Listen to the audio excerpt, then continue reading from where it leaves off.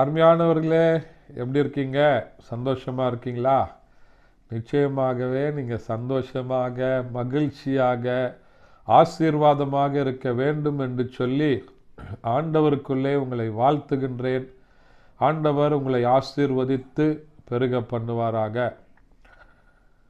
ஒவ்வொரு நாளும் தொடர்ந்து இந்த நிகழ்ச்சியை பாருங்கள், மற்றவர்களுக்கும் அறிமுகப்படுத்துங்க. உங்கள் மூலமாய் அநேகரை ஆண்டவர் ஆசீர்வதித்து வழிநடத்துவார். உங்களாலேயே பார்க்க முடியும், கர்த்தர் உங்களையும் எடுத்து பயன்படுத்துவார். இந்த நாளுக்குரிய செய்திக்கு ஆதாரமாக 1 யோவான் 2ஆம் அதிகாரம் அதனுடைய 15வது வசனம் இப்படியாய் சொல்கிறது: உலகத்திலும் உலகத்தில் உள்ளவைகளிலும் அன்பு கூறாதிருங்கள். ஒருவன் உலகத்தில் அன்பு கூர்ந்தால் அவனிடத்தில் பிதாவின் அன்பு இல்லை என்று சொல்லுகிற அருமையான வார்த்தையை பார்க்கிறோம். உலகத்திலையும் உலகத்தில் உள்ளவைகளே அன்பு கூறாதிருங்கள் அப்படின்னு சொல்லி வசனம் சொல்லுகிறது. ஆனால் இன்னொரு வசனம் சொல்லுகிறது, உன்னிடத்தில் நீ அன்பு கூறுவது போல பிறனிடத்திலே அன்பு கூறுவாயாக அப்படின்னு சொல்லி ஒரு வசனம் இருக்குல்ல. அப்போ உலகத்தில் அன்பு கூறக்கூடாது, உலகத்தில் நான் அன்பே செலுத்தக்கூடாதா அப்படின்னு சொல்லி நமக்கு ஒரு கேள்வி வரலாம். உலகத்திலும் உலகத்தில் உள்ளவைகளும் என்று சொன்னால், இந்த உலகத்தில் இருக்கிற கர்த்தருக்கு பிரியமில்லாத காரியங்களில் அன்பு செலுத்தாதீங்க. நிலையானதில் நீங்கள் உங்களுடைய அன்பு நிலையானதாக இருக்க வேண்டும்.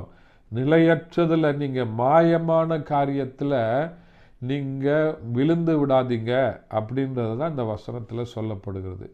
உலகத்திலும் உலகத்தில் உள்ளவைகளிலும் என்று சொன்னால், இயேசு கிறிஸ்து 40 நாள் உபவாசம் இருந்தார். உபவாசம் இருந்த உடனே பிசாசு இயேசுவை சோதிக்கும்படியாக மலையின் உச்சிக்கு போயிட்டு என்ன பண்ணா, இந்த உலகத்தில் இருக்கிற எல்லாவற்றையும் காண்பித்து, நீ என்ன பணிந்து கொண்டினா இந்த உலகத்தில் இருக்கிற எல்லாத்தையும் நான் உனக்கு அதிகாரியாக தருகிறேன், உன்னை நான் மேலாக வச்சிருக்கிறேன் அப்படின்னு சொல்கிறான். அப்போ இயேசு சொல்கிறார், என்ன அப்பாலே போ சாத்தானே என்று சொல்லி. எனக்கு அருமையானவர்களே, உலகத்தில் அன்பு கூறக்கூடாது அப்படின்னு சொன்னால், இந்த உலகத்தில் நீங்களும் நானும் கண்களினால் பார்க்கிற காட்சிகளில் மயங்கி விழுந்து விடக்கூடாது அப்படின்னு சொல்லி ஆண்டவர் இந்த நாளில் நம்மோடு கூட பேசுகிறார், நமக்கு ஒரு எச்சரிப்பை கொடுக்கிறார். அன்றைக்கு ஆதி மனிதனாகிய ஆதாம் எந்த கனியை புசிக்க கூடாது என்று சொல்லி ஆண்டவர் கொடுத்தாரோ அது அவனுடைய பார்வைக்கு இன்பமாக இருந்தது அப்படின்னு சொல்லி வசனம் சொல்லுகிறது.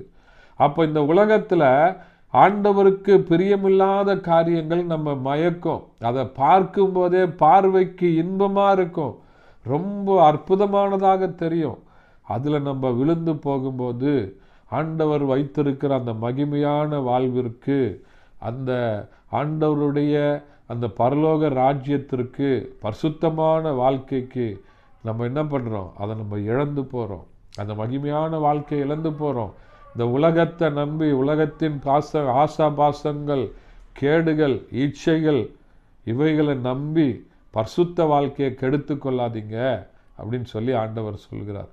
அப்போ இந்த பிதாவை நம்ம நோக்கி பிதாவின் மேலே நம்ம அன்பு செலுத்தும் போது எது நிலையானது எது நிலையற்றது அப்படின்ற ஒரு நல்ல ஒரு பக்குவத்தை கொடுத்து அதை அறிந்து கொள்ளுகிற, உணர்ந்து கொள்ளுகிற நல்ல தெளிந்த புத்தி ஆண்டவர் நமக்கு கொடுத்து நம்மை ஆசீர்வதித்து நடத்த உண்மை உள்ளவராய் இருக்கிறார். ஜெபிக்கலாமா?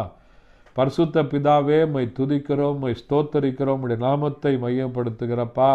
இந்த நாளில் கேட்ட வசனத்தின்படி உலகத்திலும் உலகத்தில் உள்ளவைகளில் அன்பு கூறாதிருங்கள், உலகத்தில் அன்பு கூறுகிறவனுக்கு பிதாவின் அன்பு இல்லை என்று சொல்லியிருக்கீங்களேப்பா. இந்த வசனத்தை அறிந்து கொள்ள புரிந்து கொள்ள கொடுத்த நல்ல கிருபைகளுக்காய் நன்றி செலுத்துகிறேன். தொடர்ந்து எங்களோடு இடைபடுங்க, இயேசுவின் நாமத்தில் பிதாவே, ஆமென். தேங்க்யூ. God bless you.